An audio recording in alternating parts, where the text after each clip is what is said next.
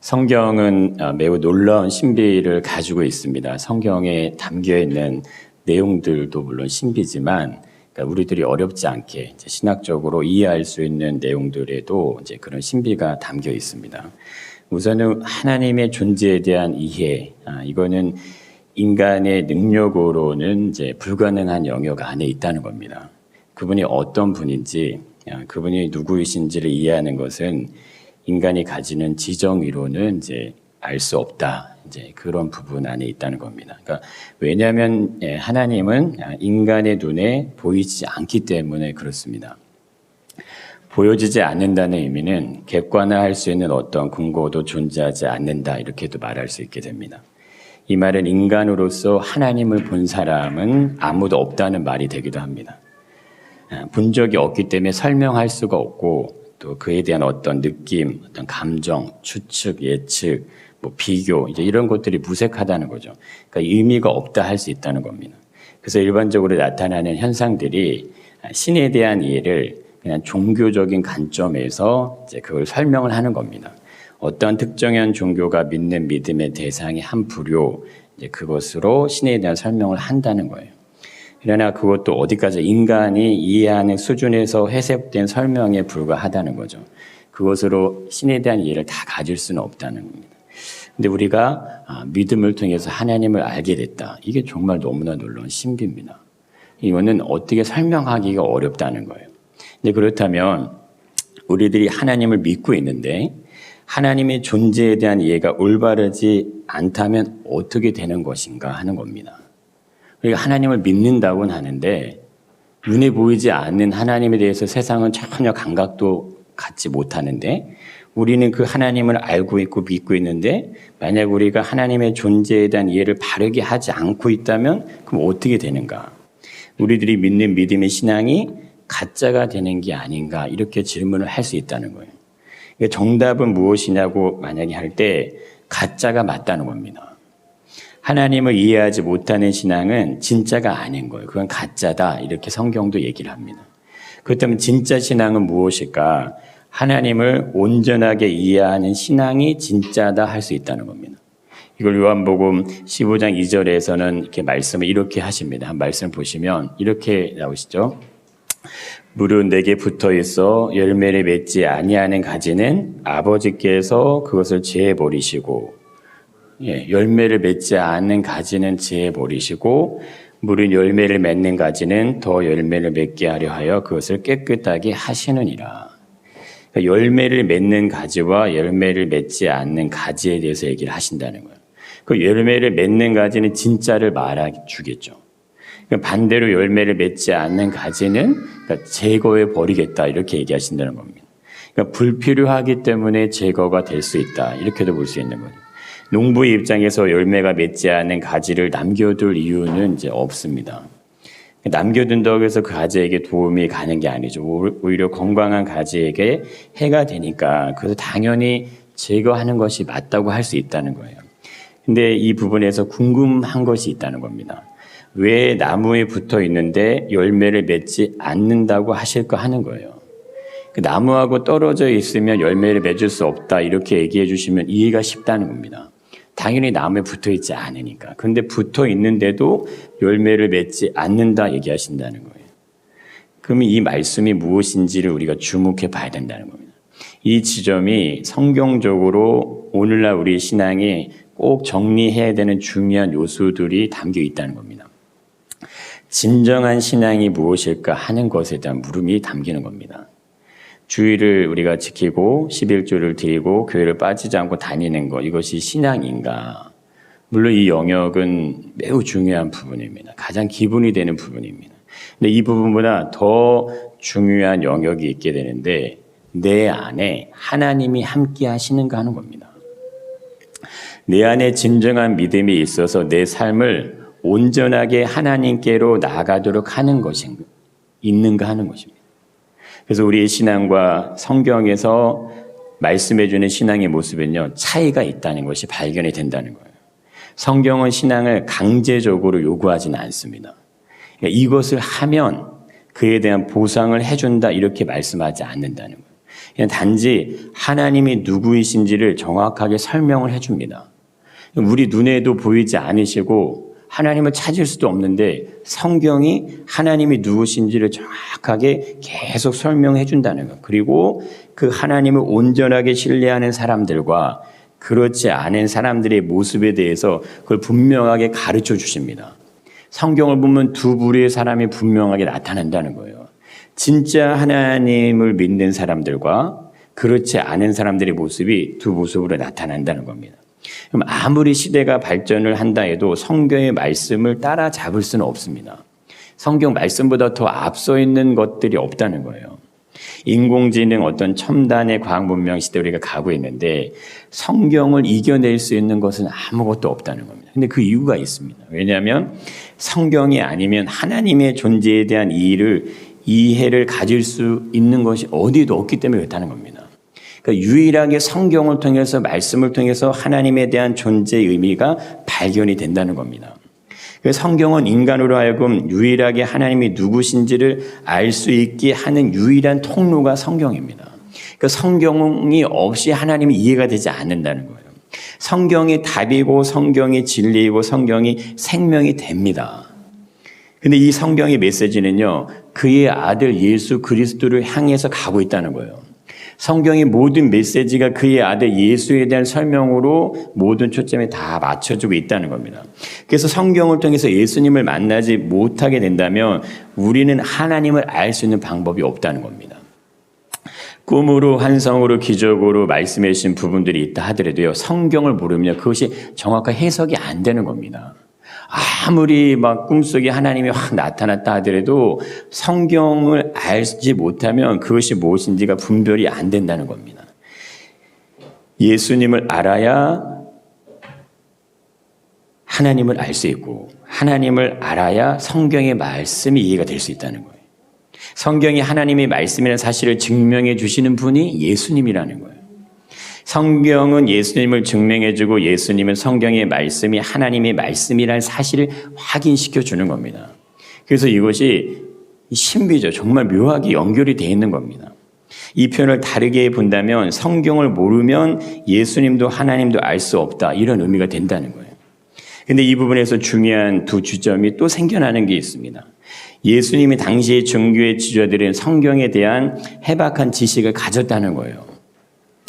모세의 오경을 완전히 암기할 정도로 그들은 진짜 철저한 종교적 열심을 가졌다는 겁니다. 그들보다 더 열심히 있는 사람이 없을 수 있다는 거예요. 그런데 이들은 하나님을 제대로 몰랐다는 거예요. 그리고 그의 아들 예수님조차 몰라봤다는 겁니다. 왜 이러한 모습들이 생겨나냐 하는 거예요. 왜 이런 현상들이 나타날 수밖에 없냐. 오늘도 동일하다 할 수 있다는 겁니다. 오늘날 우리들이 성경을 모르기 때문에 많은 문제들이 생겨나는 것일까 하는 거예요. 성경에 대한 지식이 부족해서 그런 일이 일어나냐? 지금 우리의 시대는요, 그 어떠한 시대보다 성경에 대한 이해를 더 깊이, 더 많이, 더 풍성하게 가지고 있습니다. 몰라서 그러지 않는다는 거예요. 근데 문제는 성경을 알고는 있는데 이것이 그냥 이해하는 수준에서 멈춰선다는 겁니다. 그거를 넘어서지를 못한다는 거예요. 성경을 알고 있지만 하나님에 대해서는 알지 못하는 신앙의 모습이라는 거예요. 성경을 너무나 잘 이해하고 있는데 정말 중요한 예수님을 제대로 알지 못한다는 거예요. 성경은 하나님을 알고 있는 것과 믿는 것에는 분명한 차이가 있다는 것을 분명히 가르쳐 줍니다. 종교의 지도자들은 하나님을 알아요. 하나님이 누군지, 야훼가 누군지 안다는 거예요. 그런데 그것을 믿는 것, 그것이 안 된다고 가르쳐 준다는 거예요. 성경에서 말씀해 주신 믿음에 대한 정의는 일반적으로 신앙을 가지고 기독교라는 어떤 종교 안에서 교회를 다니는 분들이 이해하는 어떤 신에 대한, 하나님에 대한 이해 정도, 이게 아니라고 얘기한다는 거예요. 그런 것이 아니라 이렇게 말씀하시는 겁니다. 안다는 의미는 지식을 통해서 이해하는 수준을 가지고 있음을 말해준다고 할 수 있습니다. 신앙생활을 통해서 하나님에 대한 말씀을 듣습니다. 그리고 성경에 대한 내용도 접하고 성경도 공부하면 그에 대한 이해가 생겨나기 시작합니다. 아, 이게 뭔지에 대한 것을 안다는 거예요. 오랜 시간 신앙생활 하다 보면 신앙에 대한 이해도 가지게 됩니다. 이런 부분들이 아는 것이라 할 수 있다는 거예요. 그러니까 성경과 신앙에 대한 이해를 가지는 겁니다. 내가 들어와서 경험해 보니까, 내가 직접 예배를 드려보고 내가 하나님 말씀을 들어보니까 이해가 생기는 거죠. 근데 믿는다는 건요, 이해의 수준이 아니라는 거예요. 믿는 것은 이해가 적용으로 연결되는 것을 말해준다는 겁니다. 이해하는 수준이 아니고 적용까지 가는 겁니다. 근데 이해하는 수준에서 멈추면요, 적용까지 가지 않아도 되는 겁니다. 왜냐하면 아는 것으로 그냥 만족이 되는 거예요. 그냥 아는 정도까지 원하지만 더 이상 깊이 있는 부분까지는 들어가지지가 않는 겁니다. 이거 내가 원해서 안 들어가는 게 아니고 내가 원해로 들어가지지가 않는 겁니다. 그게 그냥 그렇게 해지지가 않는다는 거예요. 알고 있고 이해하고 있는 부분들이 적용으로 연결된다는 의미는 무엇일까? 이게 바로 가지가 포도나무에 붙어있는 모습을 설명하는 예수님의 말씀에 동일한 모습이라는 거예요. 그렇다면 진정한 신앙은 무엇을 보여주게 되겠냐 이겁니다. 진짜 우리 안에 신앙이 있다면 우리를 통해서 나타나는 것이 있는데 그것이 예수님으로 인해서 내 삶이 사라지는 게 그것이 보여진다는 거예요. 내 삶을 통해서 예수님이 나와 함께 하시는 그 의미와 증거들이 나타난다는 겁니다. 내 노력이 열심으로 사라지는 인생하고 정말 예수님을 인해 사라진 인생, 그건 전혀 다르다는 겁니다. 물질을 쫓아가는 사람은요, 물질에 대한 문제가 생기면 어떻게 될까요? 신앙에 대한 문제도 발생을 합니다.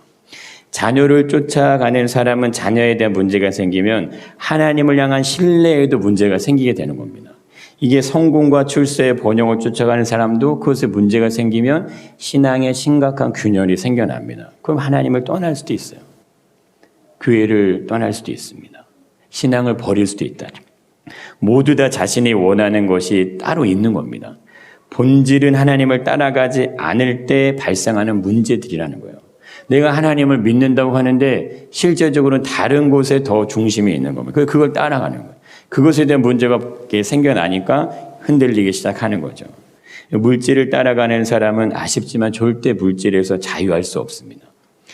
어느 정도 내가 수준이 채워지면, 어느 정도 이것이 이루어지면 그래 내가 더 많이 주님께 헌신하겠다, 그건 안 되는 겁니다. 그건 되어지는 게 아니에요.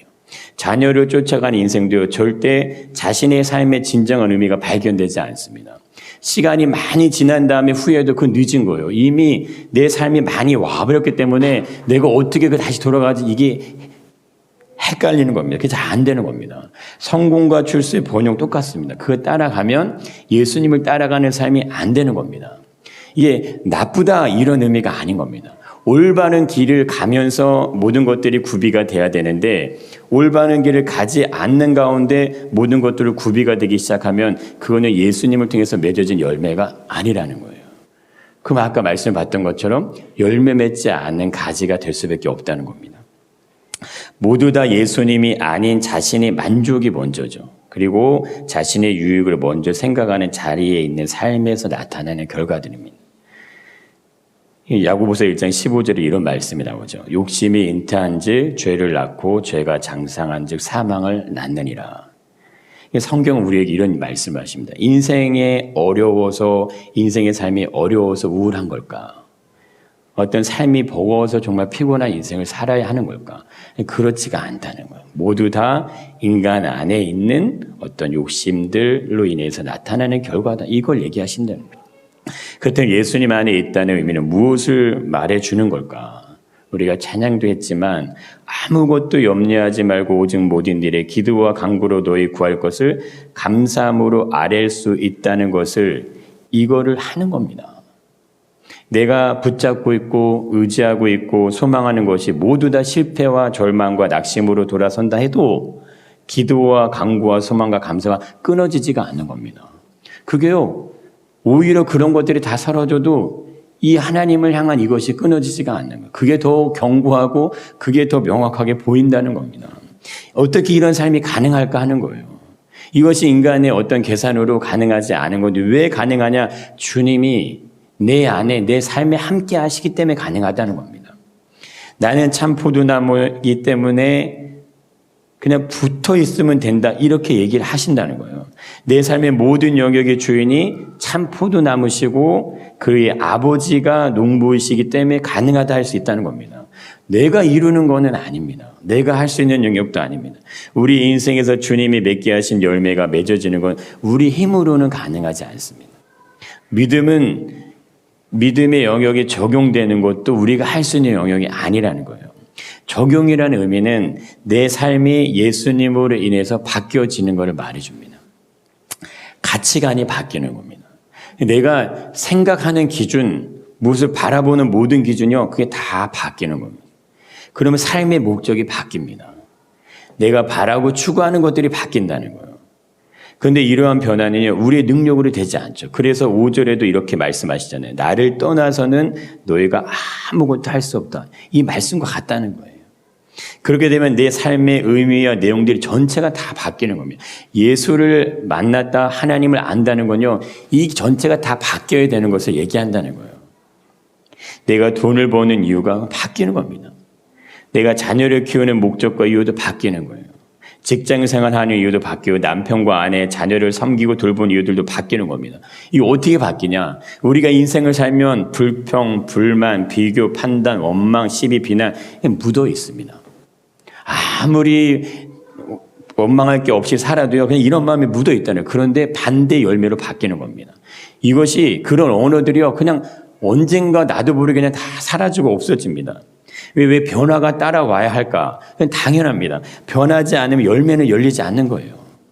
내 삶이 변하지 않고 늘 내 삶의 육신의 모습이 그대로 있으면 어떻게 열매가 열리겠냐 이거죠. 예수님이 말씀해 주신 열매는요, 우리가 어떤 노력의 대가를 요구하는 게 아니라는 거예요. 너네 열심히 해. 너네 이거 수고해야 돼. 너네 이거 해야 돼. 이렇게 얘기하지 않는 거예요. 열심히 하면 내가 보상해 줄게. 이거 얘기하시는 게 아니라는 거예요. 삶에 우리들이 추구하는 가치, 그거 내가 이루게 해줄게. 이것도 얘기하는 게 아니라는 거예요. 포도나무로부터는 영양분으로 가지는 열매를 맺으면 되는 겁니다. 그럼 어떤 영양분이 흘러 들어오냐가 중요하다는 거예요.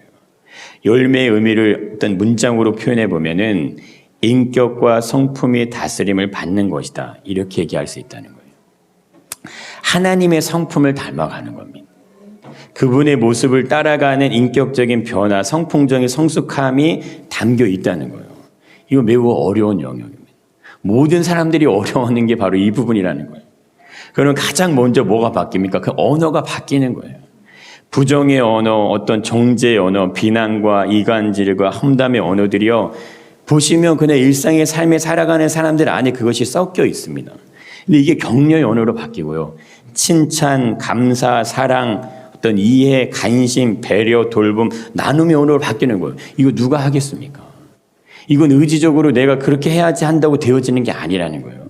하나님이 내 안에 계신 사람들, 예수님 안에 거하는 사람들이 안에서 그냥 그게 저절로 나타난 거예요. 예수님이 계시기 때문에. 예수님이 우리 안에 계시기 때문에 그런 언어들이 나타난다는 거예요. 언어가 바뀐다는 건 생각이 바뀌고 있음을 말해준다는 거예요. 생각이 바뀌기 위해서는요, 마음이 먼저 바뀌어야 되는 거예요. 내 마음이 중심이 바뀌지 않으면 생각도 바뀌지 않고 언어도 바뀌지가 않습니다. 근데 이런 모습도 본래 인간이 죄된 본성 안에는 맺어지지 않는 열매다. 성경은 이렇게 얘기한다는 거예요. 정말 신앙이 좋다. 그것을 어떻게 얘기할 수 있냐? 기도를 많이 하고 성경을 많이 알고 있는 것이 신앙이 좋은 것인가? 그렇지 않을 수 있다는 거예요. 아는 것에서 그냥 멈추면요, 그냥 이해하는 수준으로 그 자리에 있을 수 있다는 거예요. 그게 예수님이 책망하시는 종교적인 모습을 가진 사람들의 모습이라는 거예요. 정말 어려운 순간에, 힘든 순간에 나타나는 내 언어, 내 습관, 내 행동, 이게 나의 믿음의 한 주소를 그냥 그대로 보여주는 거예요. 진짜 어려울 때 믿음이 있는지 없는지가 나타난다는 겁니다.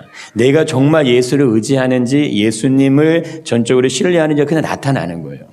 다른 사람에 대한 어떤 우리들이 판단, 비판, 비난, 이게 그대로 나에게 적용된다고 했을 때 나는 과연 그들보다 더 선할 수 있느냐? 나는 그들보다 더 본이 되는 모습을 가질 수 있느냐? 더 올바르고 더 훌륭하고 더 모범이 되는 삶의 모습을 가졌느냐? 이걸 돌아보면 무엇이 맞는지 금방 찾아냅니다. 찾을 수 있다는 거예요. 기도를 하면 할수록 어떻게 되어야 할까? 이 더 거룩한 삶의 모습으로 바뀌어 가는 것이 맞는 겁니다. 내 기준, 판단, 고집, 이것이 나이가 먹어가고 신앙의 경륜이 쌓여가면 이게 더 굳어지는 게 아니고, 신앙의 경륜이 쌓여갈수록 지식이 쌓여가는 게 아닙니다. 성경에 대한 이해 수준이 높아지는 게 아니라는 거예요. 내 삶에 대한 적용이 깊어지는 겁니다. 하나님의 성품이요, 그냥 내 삶에 녹아지는 것들이 더 많이 생겨나는 거예요. 믿음은 다른 사람들에 대한 이야기가 아닙니다.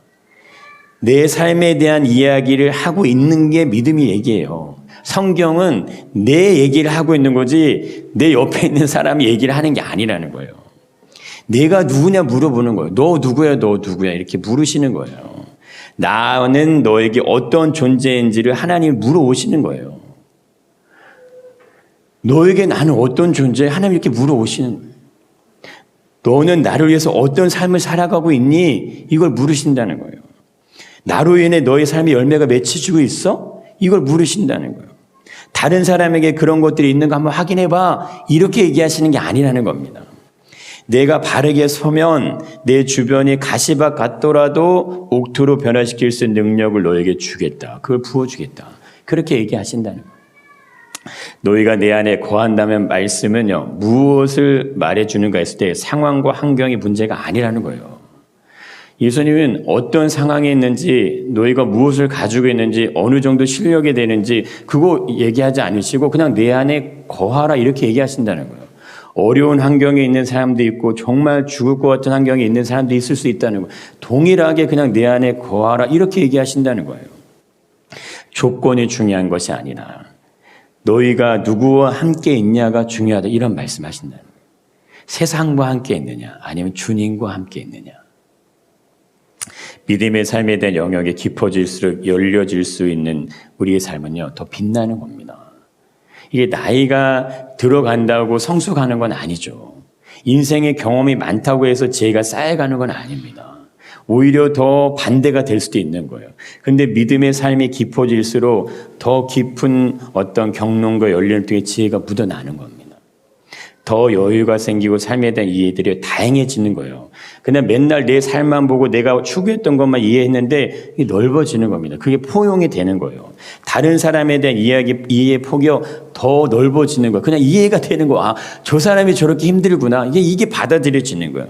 나랑 도저히 맞지 않는 사람들이 있어도 정죄하고 판단하고 밀어냈던 모습에서 근데 그들이 말이요. 그냥 듣고 싶어지는 거예요. 왠지 마음이 가는 거예요. 왠지 불쌍해 보이고 왠지 안타까워 보이고 그냥 진짜 한번 안아주고 싶은 마음이 든다는 겁니다. 이런 마음들은 내 노력, 내 열심으로 가능하지 않은 모습이죠. 이전에는 그냥 나와 내 가족에만 초점이 있습니다. 근데 삶의 범위가요 넓어지기 시작하는 거예요. 조금씩 넓어져서 아픈 사람, 슬픈 사람, 이 마음이 있는 사람들에게 그냥 왠지 모르게 내 마음이 위로함이 가는 거예요. 격려함이 가는 거예요. 고통을 함께 짊어질 수 있고 위로와 격려할 수 있는 어떤 삶의 이해대 지경들 이게 넓어지는 겁니다. 이건 내 의지적인 노력으로 된 게 아니에요. 그냥 자연스럽게 그게 넓어진다는 거예요. 이전에 내가 내 것을 지키기 위해서 내 삶을 보호하기 위해서 그냥 움켜잡는 게 우리 인생입니다. 움켜잡고 사는 거예요. 어떻게든 빠져나가지 하지 않기 위해서 확 잡아버리는 겁니다. 근데 믿음이 내 삶에 적용이 시작할 때는 이게 풀어지는 거예요. 그냥 흘러가게 내버려 둡니다. 왜? 누군가가 나보다 더 힘든 사람들에게 그것이 흘러가면 오히려 그게 더 기쁨이 되는 거예요. 근데 그게 보호가 되고 채워지고 더 좋은 것들이 부어지는 그 경험이 되는 겁니다. 하나님 묘하게 그렇게 역사하신다는 거예요.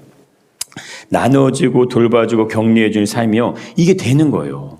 그러니까 올바른 판단, 올바른 결정, 올바른 방향에 대한 이해들이요 생겨나는 겁니다. 내가 어떤 걸 선택했는데 이게 올바른 판단이 되는 거고 올바른 선택이 되는 겁니다. 그냥 그렇게 열매들이 그냥 나도 모르게 맺혀져 가는 거예요.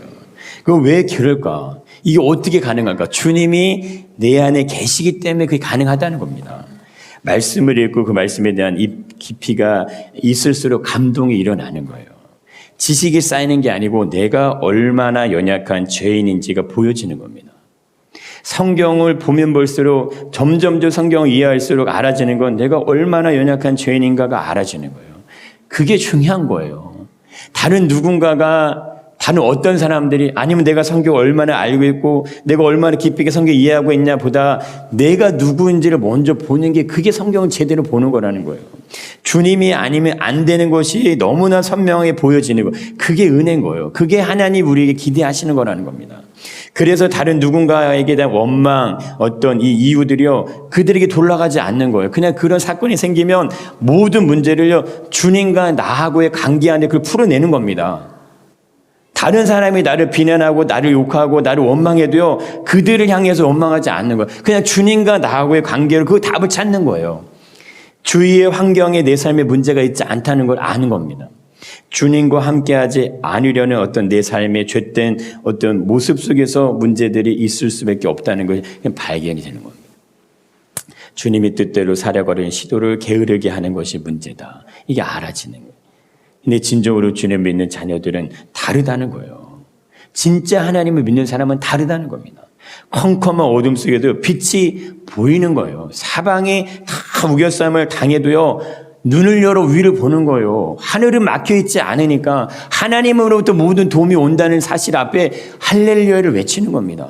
그리고 나가는 거예요. 상황과 환경에 따라서 남이 낙심되는 게 아니에요. 문제가 풀리면 좋고 문제가 안 풀리면 좌절하고 세상 사람들도 다 그렇게 합니다. 나는 절대적으로 부족합니다. 나는 주님이 없이는 아무것도 할 수 없습니다. 이런 고백이요, 그냥 주님께 내 삶을 그대로 날마다 그냥 고백이 나타나는 거예요. 주님만이 나를 구원하실 수 있습니다. 다윗이 고백처럼 이 사망의 골짜기에서 누가 나를 건져줄 것이냐, 오직 주님밖에 없다는 고백이 그냥 그것이 나타나는 거예요. 이런 마음이 나와 함께하는 내 가족, 형제, 자매, 우리 공동체로 연결돼서 그냥 당신이 있어서 감사하고 너무 고맙고 너무 행복하다는 사실이 이해가 되고 고백이 되기 시작하는 거예요. 그것으로 충분히 만족을 얻는 부분들이요, 생겨나는, 그게 열매로 나타난다는 것. 예수님이 그런 부분을 얘기하신다는 겁니다. 신앙은 이꼬르 인격인 거예요. 그것은 성품이고 삶이에요. 신앙이 좋다는 건 인격과 성품과 삶이요, 같이 가는 겁니다. 한 쌍이라는 거예요. 믿음이 따로 있고 내 신앙과 내 삶과 어떤 내가 추구하는 것들이 따로 있는 게 아니라는 거예요. 따로따로 가는 게 아닙니다. 무한 경쟁의 어떤 우리 사회는 살죠. 물질이 세상을 지배하는 세상에서 얼마나 많은 걸 가졌냐, 지금 내가 누리고 있는 삶의 수준이 어느 정도냐, 나는 어디에 속해 있냐, 내 주위에는 어떤 사람, 어떤 레벨의 모습을 가진 사람들이 있느냐, 이게 다 기준이 된다는 거예요. 세상은 그거를 추구하고 원한다는 거예요. 그런데 그 기준이 되면 우리는 성경에 무엇을 말씀하시는지, 하나님이 누구시 전혀 모르는 겁니다. 하나님은 한 번도 그런 것에 대해서 어떤 언급도 하지 않으신다는 거예요. 더 많은 것을 쌓아야 하고 더 좋은 것을 누려야 하고 더 자랑할 것이 많이 생겨야 만족이 되는 삶을 추구하고 있다면 믿음과는 전혀 상관없는 거예요. 믿음은 절대 그것을 얘기하지 않는다는 거예요. 나는 예수님이 아닌 지극히 세상을 의지하고 그것을 따라가고 있다, 이렇게 봐도 된다는 겁니다. 믿음 이꼬로 예수님을 이야기한다고 생각하셔도 되는 겁니다. 믿음은 나를 위해서 무엇인 걸 쌓으라고 이야기하지 않아요. 예수님은 자신을 위해서 무엇을 쌓지도 않으셨습니다. 예수님은 자신의 영광을 위해서 이 땅에 오시지 않으셨죠. 예수님의 자신을 위해서 어떤 일도 하지 않으셨다는 거예요. 믿음은 나를 통해 누군가를 살아나게 하라고 말씀하신다는 거예요. 나와 연결되어 있는 그 사람들이 나를 통해서 살아나게 해라. 나를 통해 내 삶의 희망, 기대, 열정이 회복될 수 있도록 도와주라는 거예요. 내가 속한 공동체, 내 이웃들 그냥 외면하지 말라는 거예요. 그들 무시하지 말라는 거예요. 그들을 외면하지 말아라. 너의 필요에 도움이 될 것 같은 사람들에게만 그들을 위해 살지 말라는 거예요. 나와 내 가족만 위해 살지 말라는 거예요. 예수님이 그러한 본을 보이셨다는 거예요. 예수님은 자신의 삶을요, 그냥 희생으로 내어주셨습니다. 예수님 우리에게 한 번도 값을 요구하신 적이 없다는 거예요. 우리를 위해서 행하신 일들에 대하여 생색을 내시면서 자기의 영광을 구하신 적도 없다는 거예요. 예수님의 자신의 살과 피를 죄인들을 위해서 아낌없이 내어주셨습니다. 예수님의 생명이 없었다면 누가 죄인된 모습을 가지고 하나님께 나갈 수 있겠는가? 우리가 아직 죄인되었을 때 그리스도께서 우리를 위하여 죽으심으로 하나님께서 우리에게 대한 자기의 사랑을 확증하셨다고 했는데, 그 사랑으로 인해서 우리가 생명을 얻게 되었는데 이게 그냥 얻어졌냐는 거예요. 그냥 예수님이 기꺼이 자신을 희생으로 대가를 지불하셨다는 겁니다. 우리를 살려내기 위해서 자신의 생명을 희생하면서 우리를 살려내셨다는 거예요. 내가 용서가 안 되는 사람이 있습니다. 그런데 예수님을 만나고 나니까 용서가 되는 거예요. 이 사람은 그냥 피해가고 싶습니다. 나를 존중하지도 않는 것 같고 나를 무시하는 것 같고 나랑 너무 안 맞아요. 근데 예수님을 만나고 나니까 그 사람이 사랑스러워지는 거예요. 사랑할 수 없는 사람을 사랑할 수 있는 것이 이 진정한 신앙이고 믿음의 능력인 줄 믿습니다. 내 삶의 지경을 높이 쌓기 위해서 끊임없이 노력하는 삶은요, 창세기 11장에 나타난 바벨탑이랑 동일한 거예요. 더 높인 곳에 이르기 위해서 노력하는 삶이 아니라 더 낮은 곳으로 내려가기 위해서 너의 열정과 삶의 에너지를 불태워라. 성경은 이걸 얘기한다는 거예요. 그러니까 왜 그럴까 하는 거예요. 그럴 수 있는 능력을 주시는 분이 계시기 때문에 그렇게 하라고 얘기하신다는 거예요. 무엇이든지 원하는 대로 구하라. 그리하면 이루리라 얘기하시잖아요. 내 힘으로 할 수 없으나 참 푸드남에 붙어 있을 때 그런 삶이 사라지게 하시는 그분이 그걸 말씀하신다는 거예요. 그렇게 할 수 있는 믿음의 사람들을 위해서 위로부터 주어진 하늘의 권세와 영광이 준비가 되어 있기 때문에 그 얘기를 하신다는 거예요. 성경은 이것을 위해서 실력도 능력도 물질도 번영도 성공도 필요한 것이다. 이걸 가르쳐 주십니다. 세상이 원하는 기준이 아니고 예수님이 원하는 그 기준 안에서 너희의 모든 삶이 번영하기를 하나님이 원하신다는 거예요. 그러면 당장 내 안에 물질이 내 어떤 자녀들이 내 어떤 삶에 추구하는 것들이 흔들려도요, 예수님이 계시면 아무 문제가 안 되는 겁니다. 나의 신앙이 제대로 가고 있는가 그렇지 않은가를 점검해보는 중요한 지표는 내가 무엇을 알고 있는가, 무엇을 배웠고 무엇을 경험했고 어디에 속해 있는가, 그게 아니라는 거예요. 내 삶의 주인으로 인해 맺어지는 열매들이 나타나고 있는가, 이걸 보면 아십니다.